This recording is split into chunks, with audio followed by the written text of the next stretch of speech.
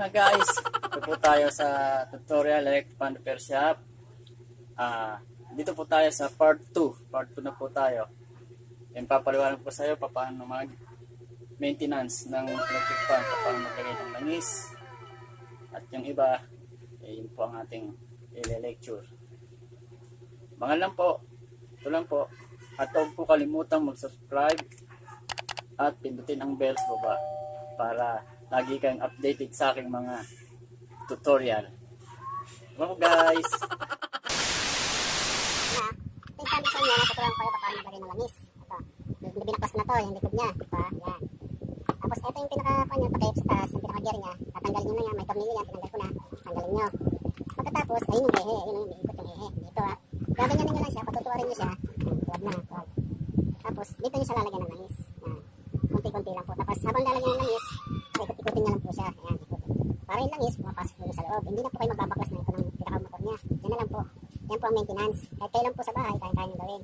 Hanggat sa okay na yung ikot na nyo, lagyan nyo na lagan. Hanggat sa okay na yung ikot. Ngayon sa kabila naman, ganun din po. Pwede naman po ganito. Konting-konting langis lang po, ganito. Ayan, konting-konti lang po. Tapos, ikot-ikutin nyo. Kaya may hila-hila yung baba. Tapos, taas, baba, taas po lang. Para pumasok po yung langis. Ganyan lang po pag maintenance ng electric pan. Ano po yung pang tinuturo ko sa inyo. Para hindi na po kayo nagbabaklas dito bago yung lagyan sa loob. Masisira po yung motor. Ano po, gaganyan na lang. Papahiga yung ganyan. Tapos, lalagyan. Yun lang po ang part, lagyan ng langis. Maintenance. Ngayon, ito na po tayo. Dito na po tayo. Ito na po yung nagawa. Okay na po siya. Susubukan po natin. Papaandarin ko lang po. Para makita po natin kung anong takbo niya. Ayan. Ito po siya. Ayun. Ganda na lang dito to. Normal na normal. 1, 2, 3. 3, 2, 1, off. 3. Break agad. 2. Yan. Yan ang sinasabi sa yung nasira niya sa yung bossing. Yung tinatawag na bossing.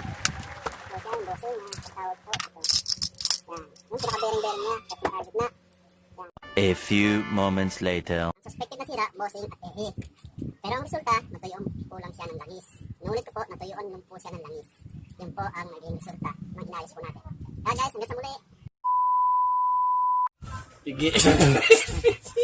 Pips. Kasi. At umuugong. Kaya ang resulta. Ginagawa mo. Katingin kasi ako sa iyo.